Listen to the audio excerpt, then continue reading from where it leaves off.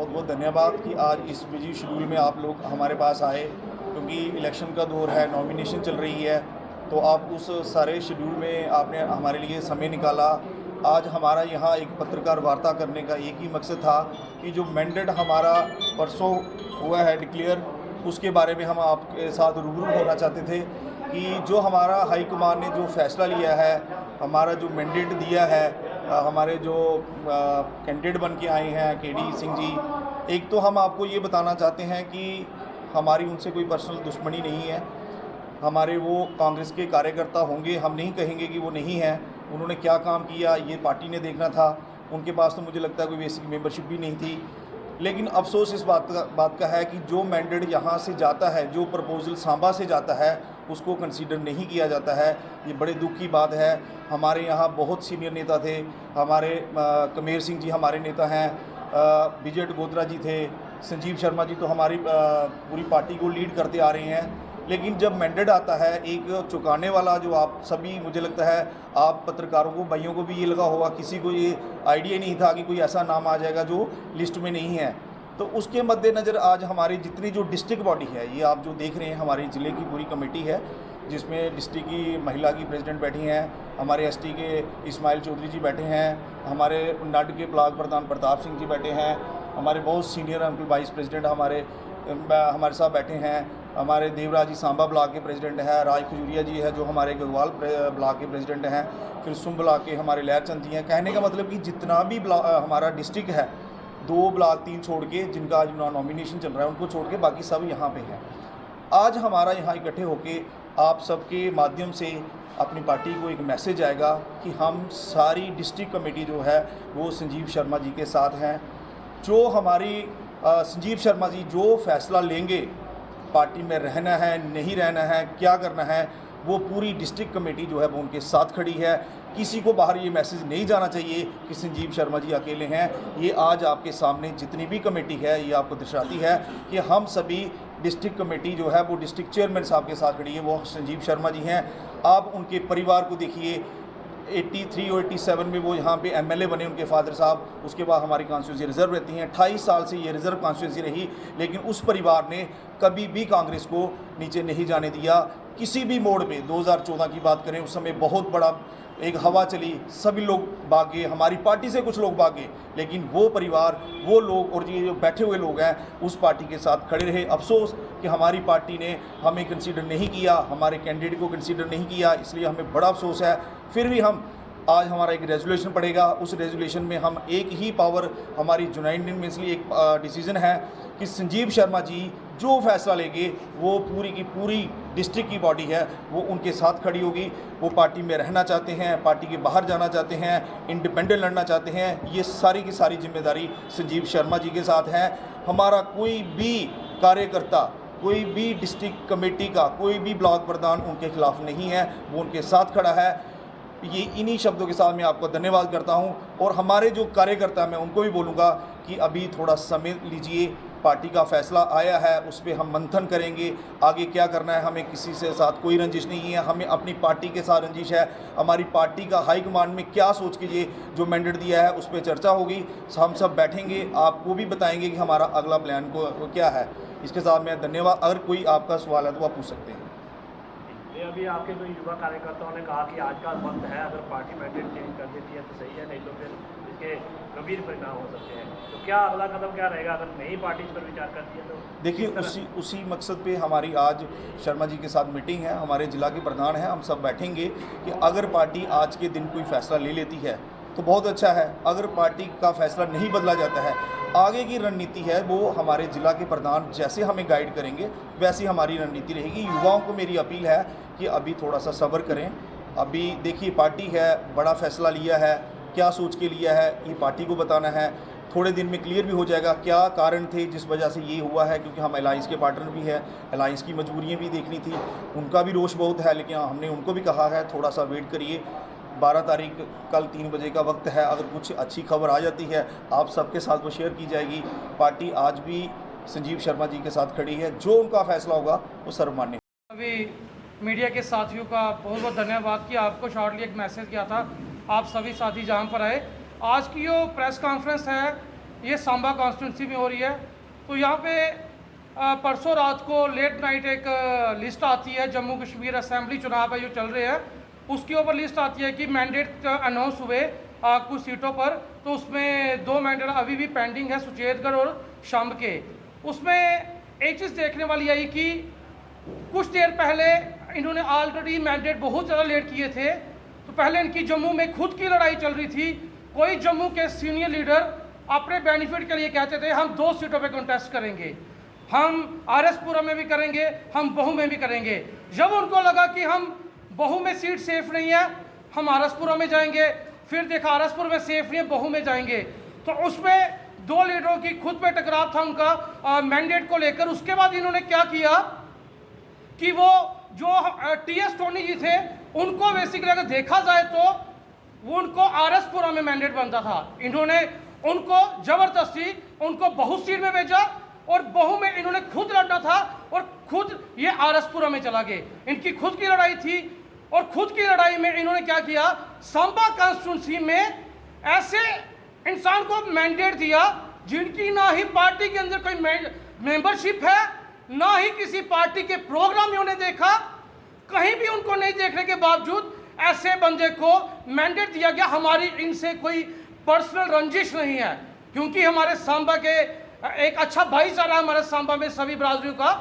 हम उनका पार्टी ने जो मैंडेट दिया, हमारा इनसे कोई लेन देन नहीं है। लेकिन पार्टी के सीनियर लीडर ने पता नहीं उनकी सांबा में किसके साथ कौन सी सेटिंग थी, मैं भाई नेम नहीं बोलना चाहता हूँ, चाहे जशपाल कुंडर को लगा लो, वो वाइस प्रेसिडेंट है स्टेट के, फिर उसके बाद रमन बालाजी को लगा लो, करा जी को लगा लो, फिर उसके बाद जी मीर जी को लगा लो।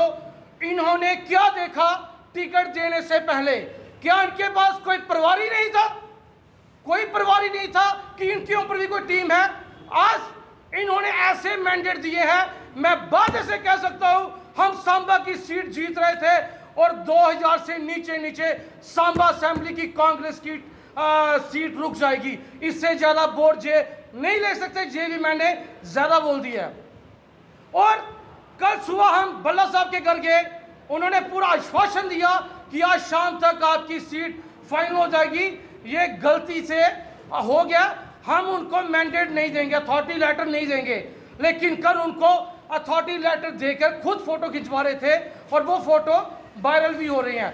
जहां पे हमारे सांबा के संजीव शर्मा जी, इनको लगा लो सांबा में कांग्रेस क्या थी, भारत जोड़ो यात्रा में इन्होंने घर घर जाकर लोगों को जगाया और सांबा में कांग्रेस का झंडा बुलंद रखा। ऑलरेडी सांबा में 28 साल सीट रिजर्व थी और इन्होंने सांबा में कांग्रेस को डूबने नहीं दिया।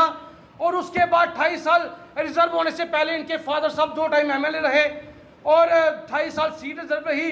सीट रिजर्व के बाद भी ये as a district president Samba में काम करे थे। एमपी इलेक्शन में जितने भी प्रोग्राम्स होते थे सभी का खर्चे की बारी आती थी, संजीव शर्मा याद आता था। जब प्रोग्राम की बारी आती थी संजीव शर्मा जी याद आते थे, कहीं बुकिंग की बारी आती थी संजीव शर्मा जी याद आते थे।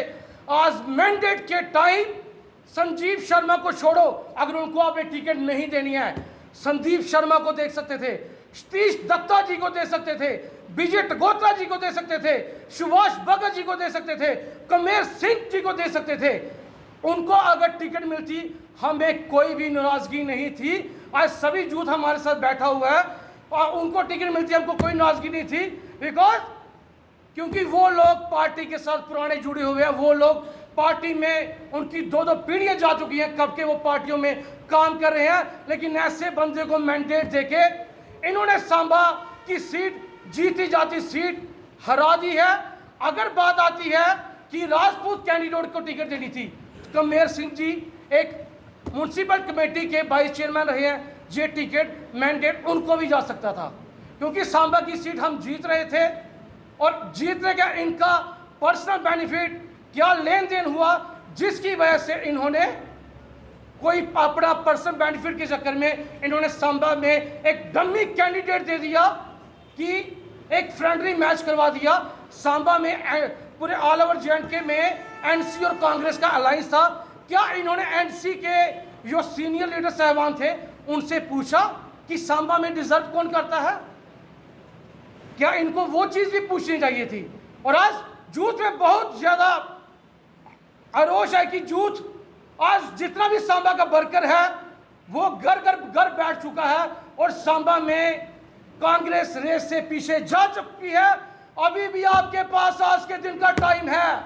अगर आज के दिन ये मैंडेट कैंसिल नहीं होता तो सांबा में ऑफिस बंद हो जाएंगे।